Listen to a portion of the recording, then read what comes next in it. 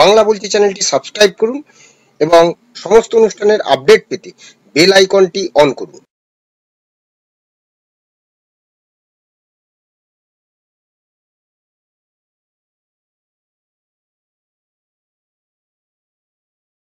নমস্কার, বাংলা বলছি চ্যানেলে আপনাদের স্বাগত। আমি বিপ্লব দাস বলছিলাম। বিনেশ ফোগট কি ষড়যন্ত্রের শিকার? কেন্দ্রের শাসক দলের যে বাহুবলী সাংসদ তথা জাতীয় কুস্তি সংস্থার বিরুদ্ধে সরব হবার খেসারত দিতে হলো হরিয়ানার কুস্তিগিরকে। প্যারিস অলিম্পিক্সে পদক নিশ্চিত করে ফেলেছিলেন বিনেশ। মহিলাদের 150 কেজি ফ্রি স্টাইল কুস্তির ফাইনালে উঠে ইতিহাস গড়েছিলেন। রূপ তো নিশ্চিত হয়েই ছিল। 150 কোটির এই ভারতবর্ষের সমস্ত মানুষ আশায় ছিলেন হয়তো বিনেশ সোনা জয় করবে, ভারতের মুখ উজ্জ্বল করবে। কিন্তু ঘটে গেল অঘটন। যে অঘটনের কি বলা যায়, যে সে মানে কুস্তির যে মাঠ, সেই ময়দানে নামার আগেই তাকে বিদায় জানিয়ে দেওয়া হলো। বুধবার সকালে ছিল সে ফাইনাল। গোটা দেশ স্বপ্ন দেখেছিল সোনা জিতবেন বিনেশ, গড়বেন ইতিহাস। কিন্তু বুধবার দুপুরে দুঃসংবাদ, ওজন বেড়ে যাওয়ার কারণে বিনেশকে বাতিল করা হলো অলিম্পিক্স থেকে। রূপও তো দূরের কথা, কোনো পদকই তিনি পাবেন না। আর তারপর থেকেই ঘুরপাক খেতে শুরু করেছে ষড়যন্ত্রের তথ্য। যে প্রসঙ্গ তুলেছেন বিজেন্দ্র সিং এর মতো অলিম্পিকে পদক জয়ী। 2008 সালে বেজিং অলিম্পিক্সে বক্সিং এ ব্রোঞ্জ জিতেছিলেন বিজেন্দ্র। বিনেশের বাতিল হওয়ার খবর পেয়ে সে বিজেন্দ্র বলছেন, ভারত ও ভারতীয় কুস্তিগিরদের বিরুদ্ধে এটা বিরাট এক ষড়যন্ত্র। ও যা পারফর্ম করেছে তার প্রশংসা যোগ্য। হয়তো কেউ কেউ সুখ সহ্য করতে পারলো না। আমরা এক রাতে 5 থেকে 6 কেজি ওজন কমিয়ে ফেলতে পারি, সেখানে 100 গ্রাম কোনো ব্যাপারই নয়। আমার মনে হচ্ছে কারো কোনো সমস্যা ছিল, আর সেই কারণেই ওকে বাতিল করা হলো। আমি নিজে অলিম্পিক্সে দেশের প্রতিনিধিত্ব করেছি, কোনো দিন এরকম কিছু শুনিনি। আর তারপরেই বিরোধীরা রেড়ে করে নেমে পড়েছে। রাজ্যসভা এবং লোকসভায় বিরোধীরা ওয়াকআউট করেছে, তারা বিনেশের পক্ষে দাঁড়িয়েছে। তারা বলছে কেন এরকম হলো। তৃণমূল নেতা আরো দুধাপ এগিয়ে গিয়ে তৃণমূল নেতা কুণাল ঘোষ, তিনি আবার এক্স স্যান্ডেলে ষড়যন্ত্রের কথা বলে লিখছেন, বিনেশ ফোগট এমনিতেই বাতিল হলো নাকি পদক জিতলে মোদী কোম্পানির মুখ পুড়ত, তাই সর্বোচ্চ স্তরে অন্তর্ঘাত হলো, রহস্য থাকছে। বিরোধী দলনেতা রাহুল গান্ধী এক্স স্যান্ডেলে লিখছেন, বিশ্বের সেরা কুস্তিগিরদের হারিয়ে ফাইনালে ওঠার পরেও টেকনিক্যাল কারণে ভারতের গৌরব, বিনেশের বাদ পড়া দুর্ভাগ্যজনক। আমি নিশ্চিত ভারতীয় অলিম্পিক সংস্থা দেশের মেয়ে যাতে ন্যায় পায় সেটা নিশ্চিত করতে এই সিদ্ধান্তকে চ্যালেঞ্জ করবে।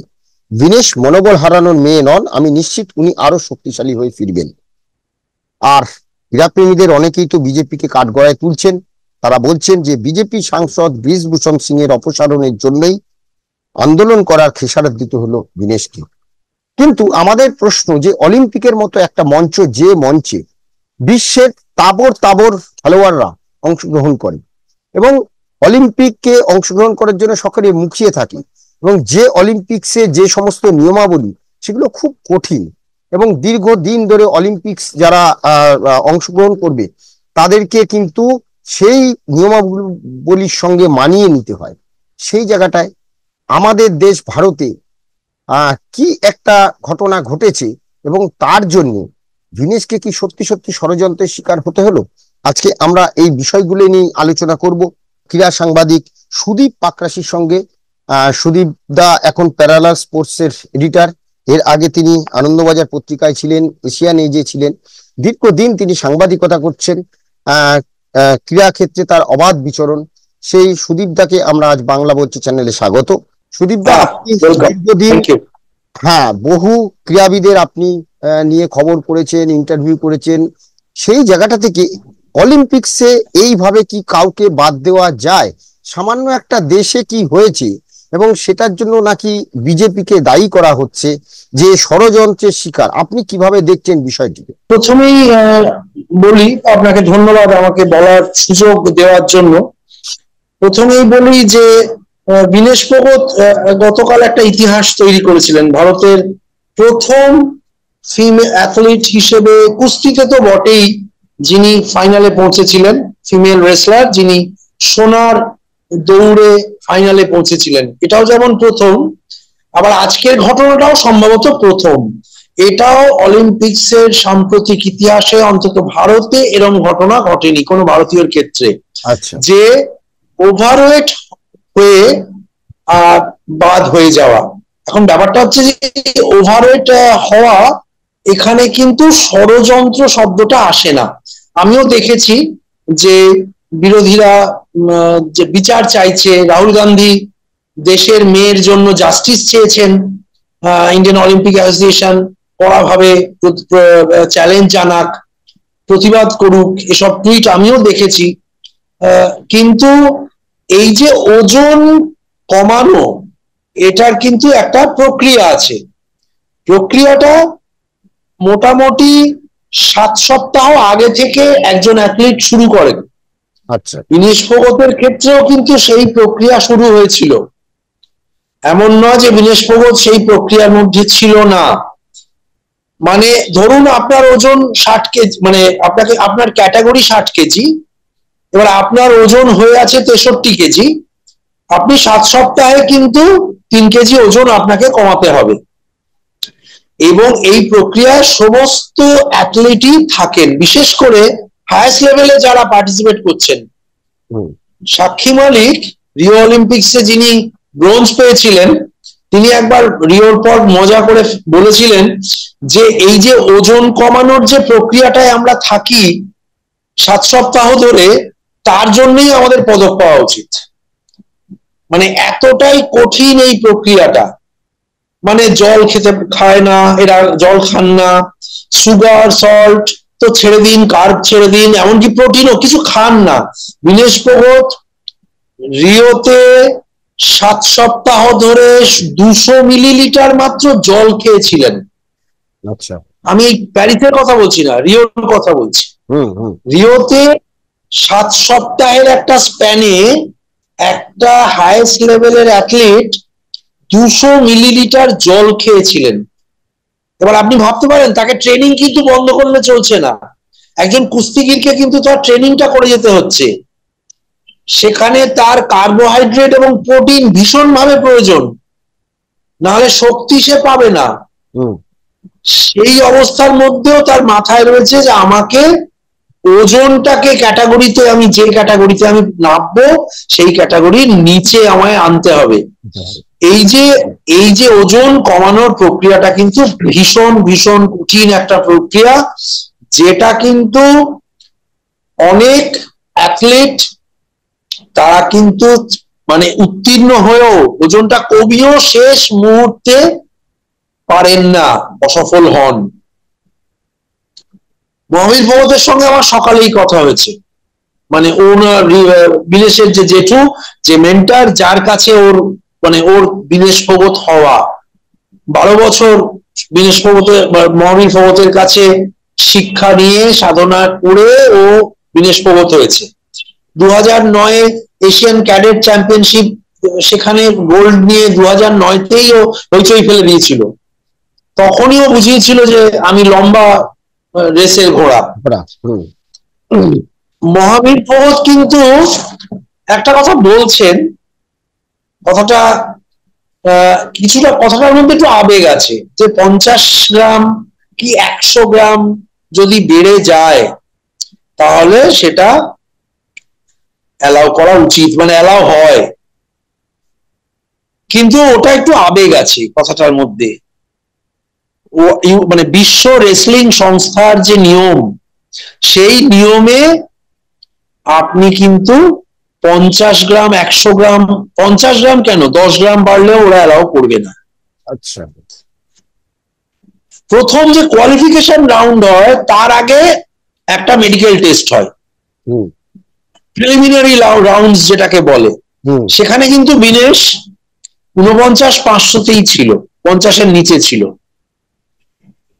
ফাইনাল ফেজে এসে, ফাইনাল ডেতে, ফাইনাল রাউন্ডের দিন যে সকালবেলা, আজকে সকালে যে মেডিকেল টেস্টটা হয়েছে, তাতে ওর 100 গ্রাম বেড়ে গেছে। এবার বিনেশ যে বলছে আমি সারা রাত খাইনি, জলও খাইনি, এটা শুধু সারা রাত না, এটা কিন্তু গত 3 দিন ধরেই ও জল খাচ্ছে না। আচ্ছা। ও খাবার খাচ্ছে না, ও চুলও কেটে ফেলেছে। ওর দিক থেকে চেষ্টা কিন্তু খামতি ছিল না, কিন্তু এপ্রিল মাসে যখন ও এই প্যারিস অলিম্পিক্সের কোটাটা সিকিউর করেছিল, তখন একবার ওকে আমি ফোনে ধরেছিলাম, খুব অল্প সময়ের জন্য কথা হয়েছিল। তার মধ্যেই ও বলেছিল আমাকে ওয়েটটা 50-এর নিচে নিয়ে যেতে হবে, কারণ আমার ক্যাটাগরিটা 53, আমার যা বডি ওয়েট সেটা 52, 553 আমি এতদিন লড়াই করে এসেছি। 53 কেজি ক্যাটাগরিটা তুলে দেওয়ার পর আমায় 50-এর নিচে যেতে হবে। এটা খুব কঠিন ব্যাপার। কেন কঠিন ব্যাপার? তার কারণ ওর মাসেলস এর যে ফ্যাট সেটা খুব হেভি, আচ্ছা, সেটা খুব পাওয়ারফুল, আচ্ছা, যেটা ও আমাকে বলেছিল।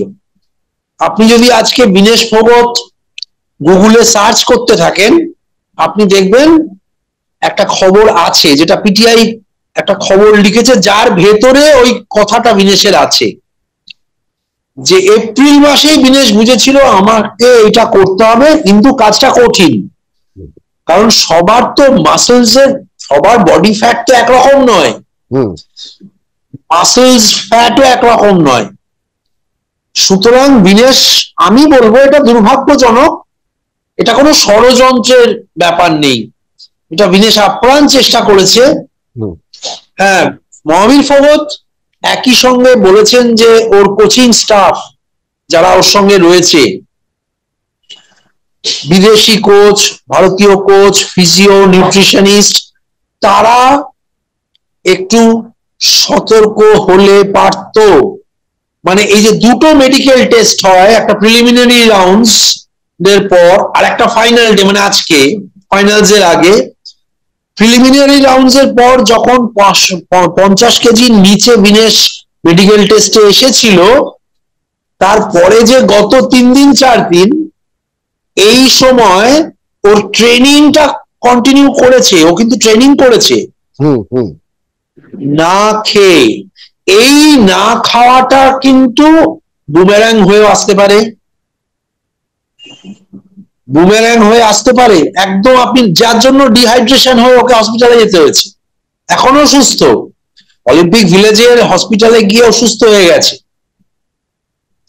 সেই জন্য আমি এই বিষয়টার মধ্যে কোনো রাজনীতি দেখছি না, কোনো রাজনীতির রং আমি দেখছি না।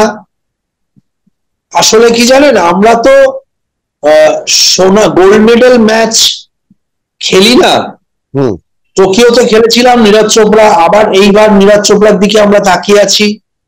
আমরা গোল্ড মেডেল ম্যাচ তো খেলি না, যার জন্য একটা মেয়ে সত্যি অসাধ্য সাধন করে সে ফাইনালে গেছিল, অসাধারণ পারফরমেন্সে তার ফাইনালে যাওয়া নিয়ে কোনো সংশয় নেই, কোনো সন্দেহ নেই। কিন্তু একই সঙ্গে এটা আমি ব্যক্তিগতভাবে মনে করি এটা অত্যন্ত দুর্ভাগ্যজনক। মহাবীর ফোগটের ওই কথাটা আমি আংশিকভাবে সমর্থন করছি, যে ওর কোচিং স্টাফ যারা আছেন তারা গত 4 দিনে ওর ওয়েট নিজেরা, ওর ওয়েটটা নিজেরা কিন্তু মেজারমেন্ট করে যাওয়া উচিত ছিল এভরিডে, 4 দিনে প্রত্যেক দিন, ট্রেনিং করার পর, ট্রেনিং করার আগে। এটাই আমার বক্তব্য।